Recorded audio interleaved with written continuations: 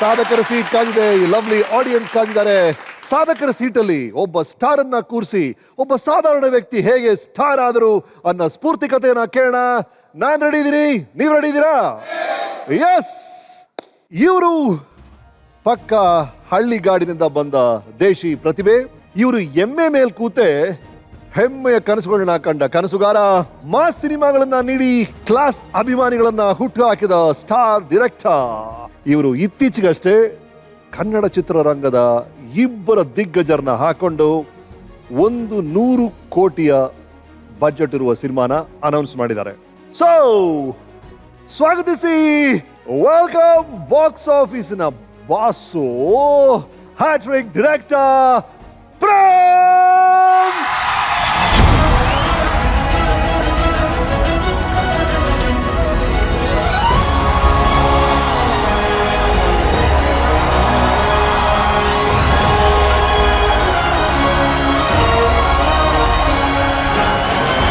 ಬನ್ನಿ ಸರ್.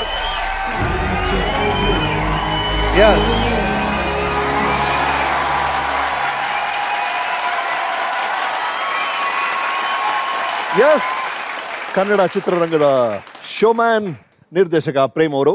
ಇವರು ಹುಟ್ಟಿದ ದಿನಾಂಕ 1976 ಅಕ್ಟೋಬರ್ 22.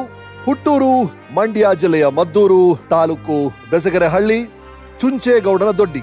ಹೊಸಹಳ್ಳಿ ರಾಜಪ್ಪ ಮತ್ತು ಬೆಸಗರಹಳ್ಳಿಯ ಭಾಗ್ಯಮ್ಮ ಅವರ ಮೊದಲನೇ ಪುತ್ರ ಕಿರಣ್ ಕುಮಾರ್. ಕರೆಕ್ಟಾ ಸರ್? ಒಬ್ರು ಸಹೋದರರು ಅರುಣ್ ಕುಮಾರ್, ಸಹೋದರಿ ಮಮತಾ. ಸ್ಯಾಂಡಲ್ವುಡ್ನ ಕ್ರೇಜಿ ಕ್ವೀನ್ ರಕ್ಷಿತಾ ಇವರ ಪತ್ನಿ, ಸೂರ್ಯ ಇವರ ಪುತ್ರ. ಇದು ಇವರ ಕುಟುಂಬ. ಎಲ್ಲ ಕರೆಕ್ಟ್ ಅಲ್ಲ? ಏನೋ ತಪ್ಪಿದ್ರೆ ರೈಟ್. ಜೋಗಿ, ಕರಿಯ ಸೇರಿದಂತೆ 7 ಚಿತ್ರಗಳನ್ನ ನಿರ್ದೇಶನ ಮಾಡಿದ್ದಾರೆ. 4 ಚಿತ್ರಗಳಲ್ಲಿ ಹೀರೋಗೆ ಅಭಿನಯಿಸಿದ್ದಾರೆ. 21 ಚಿತ್ರಗೀತೆಗಳಿಗೆ ಸಾಹಿತ್ಯ ಬರೆದಿದ್ದಾರೆ. 10 ಹಾಡುಗಳನ್ನ ಸ್ವತಃ ಅವರೇ ಹಾಡಿದ್ದಾರೆ. ಅವರು ನಿರ್ದೇಶನ ಚಿತ್ರಗಳಿಗೆ ರಾಜ್ಯ ಪ್ರಶಸ್ತಿ, ಫಿಲ್ಮ್ ಫೇರ್ ಅವಾರ್ಡ್ ಸೇರಿದಂತೆ ಹಲವಾರು ಗೌರವಗಳು ಸಿಕ್ಕಿದೆ. ನಮ್ಮ ವೀಕೆಂಡ್ ವಿತ್ ರಮೇಶ್ ಸೀಸನ್ 2ನ ಮೊದಲನೇ ಅತಿಥಿ ಹಳ್ಳಿಯಿಂದ ಬಂದು ಡೆಲ್ಲಿ ಲೆವೆಲ್ ಹೆಸರು ಮಾಡಿರುವಂತ ಯಶಸ್ವಿ ಕನ್ನಡಿಗ ಪ್ರೇಮ್.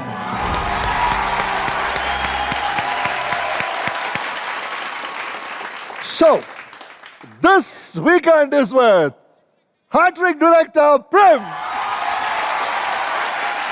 Right, Prem ಅವರೇ, ವೆಲ್ಕಮ್ ಟು ಯುವರ್ ಲೈಫ್. ನಿಮ್ಮ ಜೀವನಕ್ಕೆ ನಿಮಗೆ ಸ್ವಾಗತ.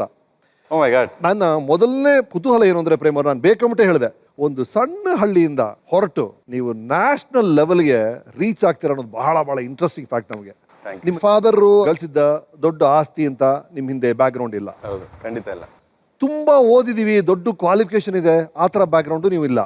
ಅಥವಾ ದೊಡ್ಡ ಫ್ರೆಂಡ್ಸ್ ಇದ್ರು, ಸಪೋರ್ಟ್ ಇತ್ತು, ಗಾಂಧಿನಲ್ಲಿ ಯಾರೋ ಗೊತ್ತಿತ್ತು, ಡೈರೆಕ್ಟರ್ ಮಗ ನೀವು, ಆತರ ಬ್ಯಾಕ್ ಗ್ರೌಂಡ್ ಇಲ್ಲ ಸರ್. ಏನು ಇಲ್ಲ ಸರ್, ಬರೀ ಪ್ರತಿಭೆ, ಟ್ಯಾಲೆಂಟ್ ನ ಇಟ್ಕೊಂಡು ದೊಡ್ಡ ಸಾಧನೆ ಮಾಡಬಹುದು ಅನ್ನೋ ಪ್ರೂಫ್ ನೀವು.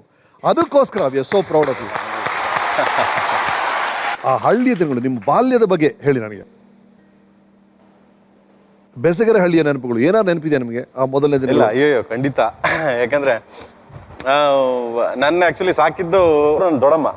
ಬಟ್ ಅವ್ರ ಹೊಟ್ಟೆಲಿ ಹುಟ್ಟೇ ಇರ್ಬೋದು ನಾನು, ಬಟ್ ಅವರೇ ನನ್ನ ಸಾಕಿದ್ದವರು. ಯಾವಾಗ್ಲೂ ನಮ್ಮ ಫಾದರ್ ಅವಾಗ ಏನಾಯ್ತು, ಸ್ವಲ್ಪ ಆಸ್ತಿ ಇತ್ತು. ತಂಗಿದಿರ ಮಾತು ಕೇಳ್ಕೊಂಡು ಅಪ್ಪನೂ ಸ್ವಲ್ಪ ನನ್ನ ತಾಯಿ ಮೇಲೆ ದೌರ್ಜನ್ಯ ಅಂದ್ರೆ ಸಮಥಿಂಗ್ ಡ್ರಿಂಕ್ಸ್ ಮಾಡ್ಬಿಡೋದು, ಹೊಡಿಯೋದು. ಅವಾಗ ಇವರೆಲ್ಲ ಆಕ್ಚುಲಿ ನೋಡ್ಬಿಟ್ಟಿಲ್ಲ, ಮಕ್ಕಳು ಕಲ್ತು ಬಿಡ್ತವೆ ಅದೇ ತರ, ಅಂದ್ರೆ ಆ ಹಾದಿಲಿ ಹೋಗ್ಬಾರ್ದು ಅಂದ್ಬಿಟ್ಟು ನಮ್ಮ ದೊಡ್ಡಮ್ಮ ಕರ್ಕೊಂಬಂದು ನಮ್ಮನ್ನ ಸಾಕಿದ್ದು. ಸೊ ಏನು ಹೇಳೋದು ನನ್ಗೇನು ಅರ್ಥ ಇಲ್ಲ. ನೀವು ನಿಮ್ಮ ಮಾತಲ್ಲೇ ಹೇಳ್ತಾ ಇದ್ರಿ, ಈ ತರ ಎಲ್ಲೋ ಒಂದ್ ಕಡೆ ನಿಮ್ ತಂದೆ ಬಂದು ಕುಡಿದ್ಬಿಟ್ಟು. ಎಸ್, ನಾನು ಏನಕ್ಕೆ ಅಂದ್ರೆ ನಾನು ಯಾವಾಗ್ಲೂ ಇವಾಗ್ಲೂ ಅಷ್ಟೇ ಸುಮಾರು ಜನಕ್ಕೆ ನಾನು ಅದೇ ಹೇಳೋದು. ಯಾಕಂದ್ರೆ ಡ್ರಿಂಕ್ಸ್ ಮಾಡೋದಾಗ್ಲಿ ಇದಾಗ್ಲಿ, ಯಾಕಂದ್ರೆ ಅದನ್ನ ನೋಡ್ಬಿಟ್ಟಿದೆ ಸುಧಾ ಕಣ್ಣಲ್ಲಿ. ನಾವಾಗ ಚಿಕ್ಕ ಏಜು ಬಂದು ಕುಡಿದ್ಬಿಟ್ಟು ಬಂದಾಗ ಅವ್ರಿಗೆ ಮೈ ಮೇಲೆ ಪ್ರಜ್ಞೆನೇ ಇರ್ತಿರ್ಲಿಲ್ಲ. ಸುಮ್ಮನೆ ಹೊಡೆಯೋದು, ಹೊಡೆದಾಗ ನಮ್ಗೆ ಎಲ್ಲೋ ನಾವು ಮೂಲೆಯಲ್ಲಿ ಹೋಗಿ ಅಳ್ತಾ ಇದ್ವಿ. ನಾವು 3 ಜನ ಮಕ್ಕಳು. ಇಲ್ಲ, ನಿಮ್ ಫಾದರ್ ಸಬ್ ಇನ್ಸ್ಪೆಕ್ಟರ್ ಅಲ್ವಾ? Inspector actually. ಸೊ ಅದರಿಂದ ಕುಡಿದ್ಬಿಟ್ಟೆ ಅವರು ಸಸ್ಪೆಂಡ್ ಆಗಿದ್ದು. ಓಹೋ. ಕುಡಿದು ಈ ತರ ಯಾರಿಗೋ ಒಬ್ರಿಗೆ ಹೊಡೆದು, ಸೊ ಅದು ಸಸ್ಪೆಂಡ್ ಆಗಿ ದೆನ್ ಆಮೇಲೆ ಅವರು ಸಸ್ಪೆಂಡ್ ಆದ್ಮೇಲೆ ಮತ್ತೆ ಇನ್ನ ಅವರು ಲೈಕ್ ನಿಮ್ಗೆ ಗೊತ್ತೇ ಇದೆ ಸಮಥಿಂಗ್ ಪ್ರೆಷರ್ ಜಾಸ್ತಿ ಆಗ್ಬಿಡುತ್ತೆ, ಅಂದ್ರೆ ಮೈಂಡ್ ಇದಾಗೋಯ್ತು.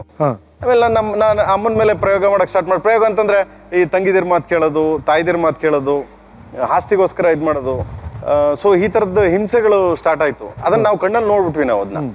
ಅವಾಗ ನನ್ನ ದೊಡ್ಡಮ್ಮ ಕರ್ಕೊಂಬಂದ್ಬಿಟ್ಟು ಬೇಡ ಆಸ್ತಿನೂ ಬೇಡ ಏನೂ ಬೇಡ ನಾವು ಸಾಕ್ತೀವಿ ಅಂದ್ಬಿಟ್ಟು ಕರ್ಕೊಂಡ್ಬಿಟ್ರು ನಮ್ಮನ್ನ ಅವರು. ಇಲ್ಲ ಬಟ್ ನಿಮ್ಮ ಅಪ್ಪನ ಬಗ್ಗೆ ಇದ್ದಂತ ಬೇಜಾರು ಚಿಕ್ಕ ವಯಸ್ಸಲ್ಲಿ ನೋಡಿದ್ರೆ ನಿಮ್ಗೆ ಬೇಜಾರಾಯ್ತು. ಆ ಬೇಜಾರ್ನ ಆಮೇಲೆ ಎಲ್ಲರೂ ಹಾಗೆ ಉಳ್ಕೊಳ್ತಾ ಚೇಂಜ್ ಆಯ್ತಾ? ಕೊನೆಗೂ ಹಾಗೆ ಚೇಂಜ್ ಆಗಿ ಚಾನ್ಸೇ ಇಲ್ಲ. ನನಗೆ ಒಂದ್ಸರಿ ಆ ಜೀವಂತ ಇದ್ದಾಗ ಒಂದ್ಸರಿ ನನ್ನ ಮನೆಗೆ ಬಂದ್ರು. ನನ್ನ ಮನೆಗೆ ಬಂದಾಗ ನಮ್ಮಮ್ಮ ಹೇಳಿದ್ರು, ನಿಮ್ಮ ಅಪ್ಪ ಬಂದು ನಾನು ಹೇಳ್ದೆ ಕಳ್ಸ್ರಿ ಅವನಾರೇ ಎಂದೆ ನಾನು. ಕಳ್ಸ್ರಿ ಅವನ್ನ, ಇವಾಗ ಯಾವ ಅಪ್ಪ ಅಂತ ಅವನು, ಕಳ್ಸ್ರಿ ಹೊರಗಡೆಗೆ ಅಂತ ನಾನು. ಅಂದ್ರೆ ಆ ಮಟ್ಟಕ್ಕೆ ನನಗೆ ಮೈಂಡಲ್ಲಿ ಫಿಕ್ಸ್ ಆಗಿತ್ತು ನನಗೆ. ನಮ್ಮ ಅಪ್ಪನ ಮೇಲೆ ನನ್ಗೆ ಎಷ್ಟು ಜಿದ್ದಿತ್ತು ಅಂದ್ರೆ ಐ ಥಿಂಕ್ ಇಡೀ ಕರ್ನಾಟಕ ಜನ ನೋಡ್ತಾರೆ ಇವತ್ತು. ಅಷ್ಟು ಜಿದ್ ಸಾಸ್ಬಿಟ್ಟು ಅಂದ್ರೆ ಸಾತ್ಸಕ್ ಹೋಗ್ಬೇಡಿ ಅಂತ ನಾನು ಹೇಳ್ತೀನಿ. ನನ್ನ ವಿವಲಿ ದಯವಿಟ್ಟು ಪ್ಲೀಸ್ ಬೇಡ ಅದು ಅಂತ. ಯಾಕಂದ್ರೆ ತಂದೆ ಏನೇ ಆಗ್ಲಿ ತಂದೆ. ಬಟ್ ಆ ಟೈಮಲ್ಲಿ ನನ್ಗೆ ಏನಾಗೋಯ್ತು, ನಮ್ಮ ಅಮ್ಮಂಗೆ ಹಂಗೆಲ್ಲ ಹಿಂಸೆ ಕೊಡ್ತಿದ್ದಾಗ ನಾನು ಒಂದು ಮಾತು ಹೇಳಿದೆ ಅವ್ರಿಗೆ, ಆ ಚಿಕ್ಕ ಹುಡುಗ ನಾನು, ನೀನ್ ಸತ್ತಾಗ ನಿನಗೆ ಬೆಂಕಿ ಇಕ್ಕಲ್ಲ ಅಂತ ಹೇಳಿದೆ ನಾನು. ಅಂದ್ರೆ ಇದೇ ಲಾಸ್ಟ್, ನೀನ್ ಸತ್ತಾಗ ನಾನು ಬೆಂಕಿ ಇಕ್ಕಲ್ಲ, ನಿಂಗೆ ಏನ ಕೂಡ ನೋಡಲ್ಲ ಅಂತ ಹೇಳಿ ಬಂದ್ಬಿಟ್ಟಿದೆ ನಾನು. ಬಟ್ ಹಂಗೆ ಮಾಡ್ದೆ ಕೂಡ ನಾನು. ಅಂದ್ರೆ ಸತ್ತಾಗಿ ಹೋಗ್ಲಿ? ಎಸ್, ಸತ್ತಾಗ ಹೋಗ್ಲಿಲ್ಲ. ನನ್ನ ತಮ್ಮ ಬಂದ್ಬಿಟ್ಟು ಬೈದ ನನಗೆ. ನಮ್ಮಮ್ಮ ಅಳ್ತಾ ಕೂತಿಯಾರೆ, ಸತ್ತೋದ್ರು. ಅವಾಗ ಹೇಳಿದ್ರು ಎಷ್ಟೇ ಆಗ್ಲಿ ಅಪ್ಪ ಅಂತ. ನಾನು ಹೇಳ್ದೆ ಇಲ್ಲ ನಿನಗೆ ಹಿಂಸೆ ಕೊಟ್ಟ ಅವನು, ನಿನಗೆ ಟಾರ್ಚರ್ ಕೊಟ್ಟ, ಬೇಕಾಗಿಲ್ಲ ನನಗೆ ಅಂತ. ಕೊನೆಗೆ ನನ್ನ ತಮ್ಮ ನಾನು ಬೈದು, ಇಲ್ಲ ಬೇಡ ಆಯ್ತು, ನಾನು ಬಾಡಿ ನಾನು ಊರಿಗೆ ತೊಗೊಂಡು ಹೋಗ್ತೀನಿ, ಸೊ ಎಲ್ಲ ರೆಡಿ ಮಾಡ್ತೀನಿ, ನೀನು ದಯವಿಟ್ಟು ಬಾ. ಯಾಕಂದ್ರೆ ಹಿರಿ ಮಗ, ಇಡೀ ಊರ್ ಜನ ಮೇಲೆ ಹಾಡ್ಕತ್ತಾರೆ. ನನಗೆ ಹೇಳಿದೆ ಇನ್ನೊಬ್ರು ಆಡ್ಕೊಳ್ಳೋದು ನನಗೆ ಅವಶ್ಯಕತೆ ಇಲ್ಲ, ಕೆನಾಟ್. ಇನ್ನೊಬ್ರು ಹೇಳ್ತಾರೆ, ಇನ್ನೊಬ್ರು ಮಾತಾಡ್ತಾರೆ, ಅವಶ್ಯಕತೆ ಇಲ್ಲ. ನಮ್ಮ ಅಮ್ಮಂಗೆ ಅವ್ನು ಹಿಂಸೆ ಕೊಟ್ಟಿದ್ದು, ನನ್ನ ತಾಯಿನ ನನ್ನ ಕಣ್ ಮುಂದೆ ಹೊಡೆದಿದ್ದು. ಸೊ ನನ್ಗೆ ಇದು ಜಾಸ್ತಿ ಕೊನೆಯವ್ರಿಗೆ ಕ್ಷಮಿಸಕ್ಕಾಗಿಲ್ಲ ನಿಮ್ಗೆ? ನೋ ಹೋಗ್ಲಿಲ್ಲ. ಆ ಮಟ್ಟಕ್ಕೆ ನನಗೆ ಮೈಂಡಲ್ಲಿ ಫಿಕ್ಸ್ ಆಗಿತ್ತು ನನಗೆ. ಕೊನೆಗೂ ರಮೇಶ್ ಸರ್, ನಾನು ಆ ಅಪ್ಪಂಗೆ ಬೆಂಕಿ ಹಾಕ್ಲಿಲ್ಲ, ಸಂಸಿ ನಾನು ಇಡೀ ಕರ್ನಾಟಕ ಮುಂದೆ ಹೇಳ್ಬೋದು. ಬಟ್ ನನಗೆ ಅಷ್ಟು ನೋವಿತ್ತು. ಕೊನೆಗೂ ನಾನು ಎಲ್ಲರೂ ಬಂದು ಹೇಳಿದ್ರು, ಹಿರಿ ಮಗ ನೀನು ಬೆಂಕಿ ಹಾಕು ಅಂತ. ನಾನು ಹಾಕ್ಲಿಲ್ಲ. ಆ ಕರ್ತವ್ಯ ಎಲ್ಲ ನನ್ನ ತಮ್ಮ ಮಾಡ್ದ. ಬಿಕಾಸ್ ನನಗೆ ಸಂಸ್ಥೆ ಇಲ್ಲ. ಸೊ ಇವತ್ತು ಅಂದ್ರೆ ನಾನು ಸಂಸ್ಥೆ ಇರ್ಬೋದಾ, ದೇವ್ರವ್ರಿಗೆ ಸಂಸ್ಥೆ. ಸೊ ಹಿರಿಯರು ನನಗೆ ಜನ್ಮದಾತ, ನನಗೆ ಇದನ್ನ ಮಾಡಿದವರು. ಬಟ್ ಇಲ್ಲ, ಇನ್ನೊಂದು ನಾನು ಭಾಳ ಸ್ವಾರಸ್ಯಕರವಾದ ಒಂದು ವಿಷಯ ಕೇಳಿದೆ. ನಿಮ್ಮ ತಂದೆ ತೀರೋದಾಗ ನಿಮ್ಮ ಅಮ್ಮನ ಬಳೆಗಳನ್ನ ಹೊಡಿಬೇಕು ಅಂತ ಹೊರಟಿದ್ರಂತೆ, ನೀವು ಇಂಟರ್ಫಿಯರ್ ಮಾಡಿದ್ರಂತೆ. ಹೌದು. ನನಗೆ ಅವಾಗ ಏನು ಸಿಟ್ಟು ಅಂತಂದ್ರೆ, ಆ ಅಮ್ಮ ಅಳ್ತಾ ಕೂತಿ ಹೇಳಪ್ಪ, ನೋಡಕ್ಕಾಗಲ್ಲ ಆ ಅಮ್ಮನ. ಸೊ ಗಂಡ ಏನೇ ಆಗಲಿ ಎಷ್ಟೇ ಆಗಲಿ, ನಮ್ಮ ಹಿಂದೂ ಸಮಾಜದಲ್ಲಿ, ನಮ್ಮ ಸಂಸ್ಕೃತಿಯಲ್ಲಿ, ನಮ್ಮ ಭಾರತ ದೇಶದಲ್ಲಿ ಗಂಡ ತುಳಿದು ಸಾಯಿಸ್ಬಿಟ್ರು, ವಿಷ ಹಾಕ್ಬಿಟ್ರು ಅವನ್ನ ಗಂಡ ಅಂತ ಅಂತಾರೆ, ಯಾವುದೇ ಹೆಂಡತಿ ಆಗಲಿ. ಸೊ ಅಂತ ಟೈಮಲ್ಲಿ ಅವಳು ಹಳ್ತಿಯಾಳೆ, ಇದ್ರ ಮೇಲೆ ಕುತ್ಕೊಂಡು ಕುಡ್ಲು ತಗೊಂಡು ಬಳೆ ಹೊಡಿತಾ ಕೂತಿಯಾರೆ. ಅಲ್ಲಿ ರಕ್ತ ಬತ್ತಿದೆ ಅವಳಿಗೆ. ಕುಡ್ಲು ನಮ್ಮ ಸಂಸ್ಕೃತಿಯಲ್ಲಿ ಏನಾಗುತ್ತೆ, ಬಳೆ ಹೊಡಿತೀವಿ ನಾವು. ಸೊ ಬಳೆ ಹೊಡೆದಾಗ ರಕ್ತ ಬರ್ತಾ ಇದೆ. ಅದು ನನ್ನ ತಮ್ಮ ಇದನ್ನೆಲ್ಲ ಮಾಡ್ತಿದ್ರು. ನಾನು ಅವಾಗ ದೂರ ನಿಂತಿದ್ದೆ. ಸೊ ಅವಾಗ ಓಡೋಗೆಲ್ಲ ಕುಡ್ಲು ಗಿಡ್ಲೆಲ್ಲ ತೆಗೆದು ಬಿಸಾಕ್ಸ್ಬಿಟ್ಟು, ಯಾವ ನನ್ನ ಮಗ ಹೇಳಿದಾನೆ ಇದೇ ಕಾನೂನು ಇದೆಯಾ ನಿಮ್ಗೆ, ಏನ್ ಸೆಂಟ್ರಲ್ ಗವರ್ಮೆಂಟ್ ರೂಲ್ಸ್ ಇದೆಯಾ ನಿಮ್ಗೆ? ಹೊಡೆದ್ರು ಬಳೆ ಹೊಡೆದ್ಬಿಟ್ಟು ಇದ್ ಮಾಡೋದು, ಇನ್ನೊಬ್ರು ರಕ್ತ ಅಂದ್ರೆ ಇರೋರ್ಗೆ ಯಾಕೆ ರಕ್ತನೋ ಕರೆಕ್ಟ್ ಮಾಡ್ತೀರಿ? ಇದ್ದಾಗಂತೂ ನಮ್ ಕೈಲಿ ನೋಡ್ಕೊಳಕ್ ಆಗ್ಲಿಲ್ಲ ಅಲ್ವಾ? ಸೊ ಅವ್ನ್ ಮಾಡಿದ ಪಾಪ ಅದು. ಹೋದ ಚಲೋ, ದೇವ್ರಿದಾನೆ ನೋಡ್ಕೊಂತಾನೆ. ಇರೋರ್ಗೆ ಯಾಕೆ ನೋಯಿಸ್ತೀರಾ ನೀವು? ಬಳೆನ ಬಿಚ್ಚ್ರಿ, ತೊಂದ್ರೆ ಇಲ್ಲ, ನಾನು ಅದಕ್ಕೆ ಅಡ್ಡ ಬತ್ತಲ್ಲ. ಬಿಚ್ಚಿ ಒಡೆಯೋದ್ ಯಾಕೆ ಹೊಡಿತೀರಿ ನೀವು? ಅವಳಿಗೆ ರಕ್ತ ಬರ್ತದಲ್ರಿ, ಅಲ್ಲಿ ಪಾಪ ಗಂಡ ಸತ್ತವನಂತ ಅಳ್ತಾಳೆ, ಮತ್ತಿರ್ಗಾ ಹೊಡೆದ್ಬಿಟ್ರೆ ರಕ್ತ ಬರೀ ಯಾಕೆ ಬರೆಸ್ತೀರಿ ನೀವು? ಬಿಡ್ಬಿಡಿ, ಕಿತ್ ಬಿಸಾಕ್ಬಿಟ್ಟು ಅವತ್ತು ಹೇಳಿದೆ, ನಾನು ಚಿನ್ನದ ಬಳೆ ಕೊಡಿಸ್ತೀನಿ, ಸುಮ್ಗಿರ್ತಾಯಿ ನಿನ್ಗೆ ಅಂತ. ಕೊಡಿಸ್ತೆ ಅವಳಿಗೆ.